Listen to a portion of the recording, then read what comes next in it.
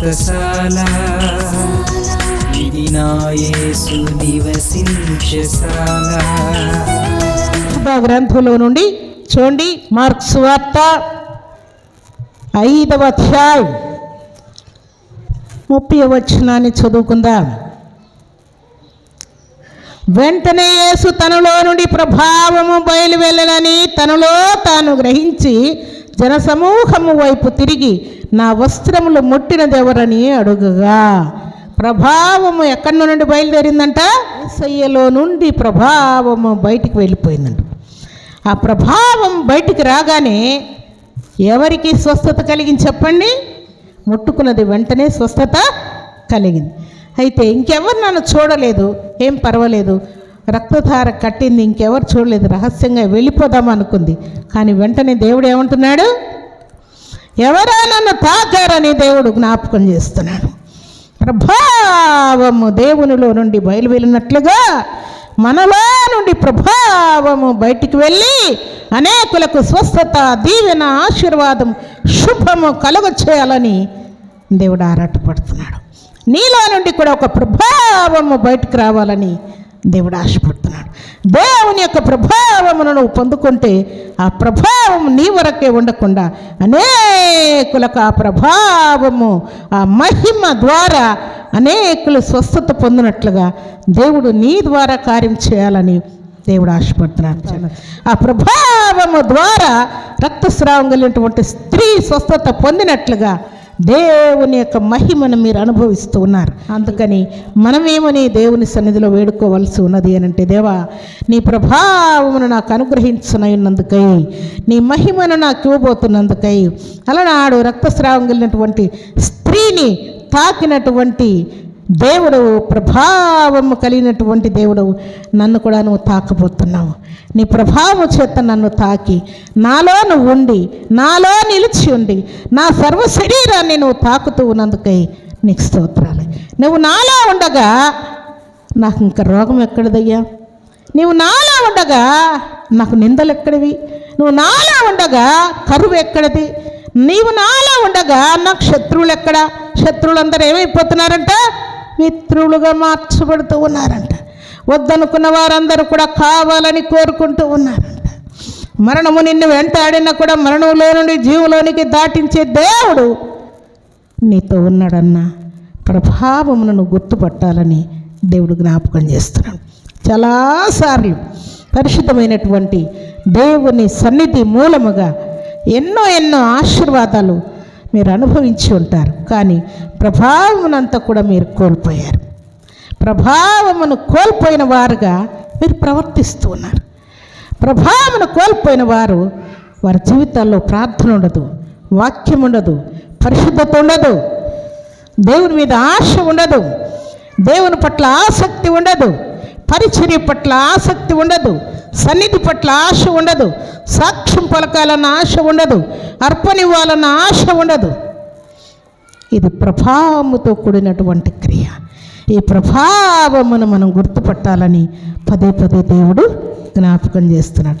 ఈ ప్రభావమును మనం గుర్తుపట్టినప్పుడు మనకు తెలియకుండానే క్రొత్త సంగతులు మన ఆలోచనకు వస్తూ ఉంటాయి. క్రొత్త ఆలోచనలు మనకు వస్తూ ఉంటాయి.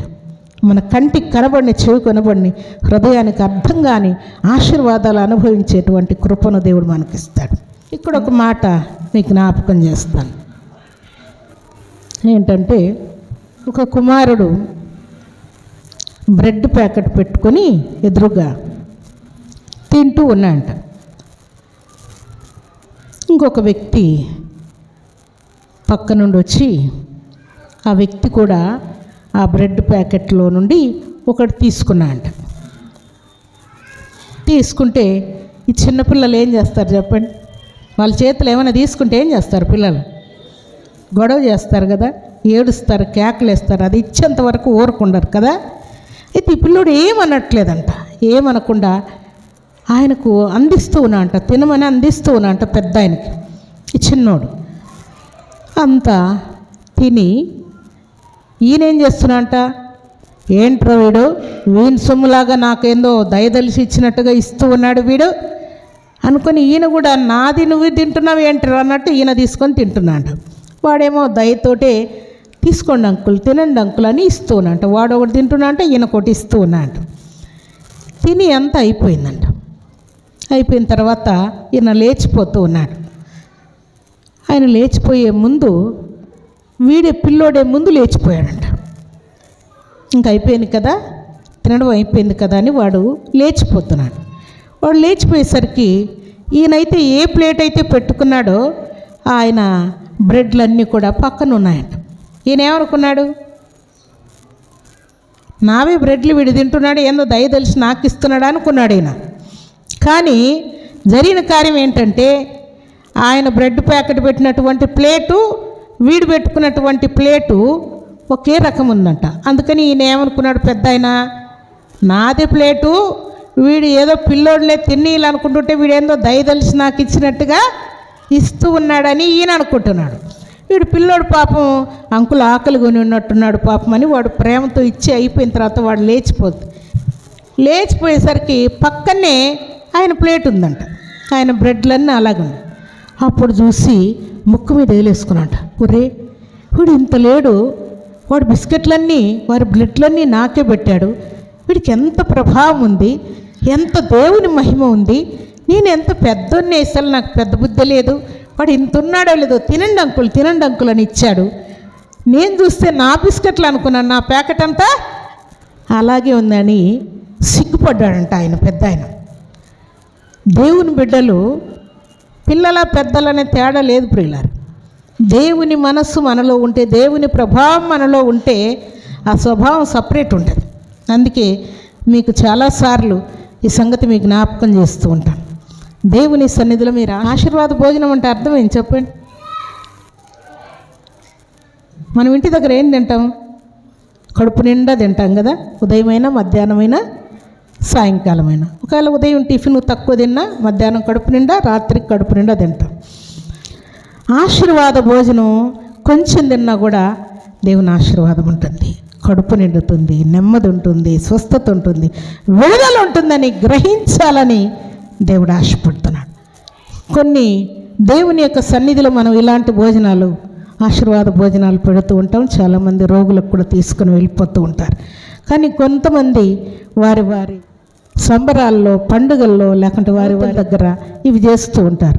వారు ఏమంటారు చెప్పండి, ఇప్పుడు మనం చెప్పుకున్నాం ఏలి కుమారులు నైవేద్యం దగ్గర గుద్దులాడినట్లుగా నైవేద్యాల దగ్గర వాళ్ళు గుద్దులాడరు. ఏం చేస్తారు చెప్పండి, ప్రసాదమని ఎంతో గౌరవంగా, ఎంతో భయముతో, ఎంతో భక్తితో కళ్ళకు అద్దుకొని మొక్కుకొని పుచ్చుకుంటారు. ఎంత పుచ్చుకుంటారు? ప్రసాదం ఎంత పుచ్చుకుంటారు చెప్పండి, కొంచెం. అదే గొప్ప ఆశీర్వాదం, అదే గొప్ప నెమ్మది, అదే ఎంతో దీవెన నాకు, నా భర్తకు, నా భార్యకు, నా పిల్లలకు, నా ఇంటికి, నా పొలానికి, సమస్తానికి దీవెన అన్నట్టుగా కళ్ళకద్దుకొని పుచ్చుకుంటారు. దేవుని సన్నిధిలో ఆశీర్వాద భోజనం మీరు పుచ్చుకుంటే మీకు ఆ తత్వము, ఆ భయము, ఆ విశ్వాసం మీ హృదయంలో ఉండాలి. ఇంటికి పోతే మీరు భోజనం చేస్తారా, చేయరా, వండుకుంటారా, వండుకోరా, అన్నీ ఉంటాయి కదా. నాకు కావాలి, వారు ఎండుకున్నా చింతలేదు, నాకు మాత్రం కడుపు నిండితే చాలు అన్నట్టుగా ఉంటే అసలు నువ్వు దేవుని బిడ్డే కాదు, అసలు నువ్వు విశ్వాసే కాదు. యథార్థముగా, ప్రేమతో, విశ్వాసముతో అందరినీ పిలిచి పట్టెడు మిగిలిన కూడా ప్రసాదం అని వారు ఎలా కళ్ళకద్దుకుంటుంటే సర్వశక్తివంతుడైనటువంటి దేవాతి దేవుని సన్నిధిలో ఆశీర్వాద భోజనం మీరు తినండి. ఎవరైనా కావాలంటే విశ్వాసముతో, ప్రేమతో, ఇష్టముతో పెట్టండి. దేవుని యొక్క ప్రభావాన్ని మీరు అనుభవిస్తే మీకు తెలియకుండానే ఈ లక్షణాలు వస్తాయి. ఆగుతారు మీరు. కొద్దిసేపు ఆగుదాం.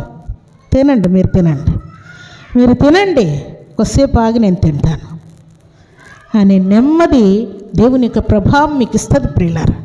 ఈ ప్రభావము మీరు కలిగి ఉండాలని, మహిమ కలిగి ఉండాలని, అగ్ని మీ హృదయంలో మండాలని దేవుడు కోరుకుంటున్నాడు. అప్పుడే దేవుని సన్నిధిలో మీరు స్వస్థత పొందుకుంటారు. స్వస్థత తర్వాత దేవుడు అన్ని విషయాల్లో దేవుని యొక్క ప్రభావము చేత, దేవుని యొక్క ఆశీర్వాదాలు, అభిషేకాలు, ముఖదర్శనాన్ని మీరు అనుభవిస్తారు ప్రియులారా. అలాగున దేవుని సన్నిధిలో చేరిన మనమందరం కూడా ప్రభావాన్ని మర్చిపోతున్నాం, మేము మహిమను మర్చిపోతున్నాం. మేము దాన్ని జ్ఞాపకం చేసుకోవాలని పరిశుద్ధాత్మ దేవుడు శుభదినాన మనతో మాట్లాడుతున్నాడు. కాబట్టి భక్తులకు దేవుడు ప్రభావమును కనపరిచినట్లుగా మనకు కూడా ఆయన ప్రభావమును దేవుడు కనపరిచిపోతున్నాడు. దేవుని యొక్క ప్రభావమును మహిమను పొందుకొని దేవునికి ఇష్టలమై యోగ్యులమై మనం ఇంట బయట సంఘంలో సమాజంలో దేవునికి మహిమ తెచ్చే వారము ఉండాలని దేవుడు కోరుకుంటున్నాడు. లేరు దానిని గ్రహిస్తే సాక్ష్యం పలకకుండా ఉండలేరు, దానిని గ్రహిస్తే అర్పణివ్వకుండా ఉండలేరు, దానిని గ్రహిస్తే పరిచర్య చేయకుండా ఉండలేరు, దానిని పని చేయకుండా మీరు ఇంటికి వెళ్ళలేరు. పరిగెత్తుకొని ఏదో ఒకటి పని చేయాలి, నా దేవుని సన్నిధిలో ఏదో ఒకటి నేను చేయాలని ఆరాటముతో మీరు పరిగెత్తుకొని దేవుని సన్నిధిలో చేస్తారు. కాబట్టి దేవుని సన్నిధిలో చేరిన మనం అందరం కూడా అలాగూ దేవుని యొక్క ప్రభావమును పొందుకొని ఇంట బయట సంఘంలో సమాజంలో దేవుని కొరకు మహిమ తెచ్చే వారంగా ఉండాలని దేవుడు కోరుకుంటూ ఉన్నాడు. అలాంటి కృపాభాగ్యం సర్వశక్తిమంతుడైనటువంటి దేవాతి దేవుడు సర్వసమృద్ధిగా మనందరికీ అనుగ్రహించి ఆశీర్వదించునుగాక. ఆమేన్.